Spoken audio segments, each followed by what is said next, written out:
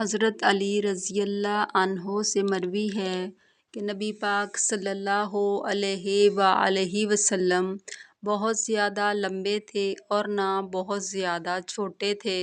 سر مبارک بڑا اور داڑھی گھنی تھی، ہتھیلیاں اور پاؤں بھرے ہوئے تھے۔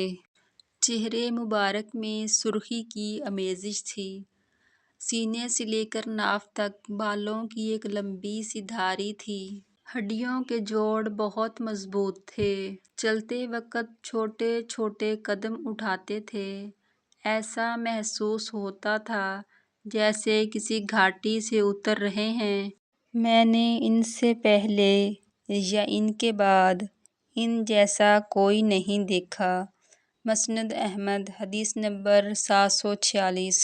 اس ویڈیو کو زیادہ سے زیادہ شیئر کریں تاکہ صدقہ جاریہ کا ثواب آپ کو بھی ملتا رہے۔ پیارے نبی حضرت محمد مصطفیٰ صلی اللہ علیہ وآلہ وسلم کی سنت پر عمل کریں۔ مزید اسلامی ویڈیو دیکھنے کے لیے ہماری ویڈیو کو لائک، شیئر اور ہمارے چینل کو سبسکرائب کریں۔ جزاک اللہ۔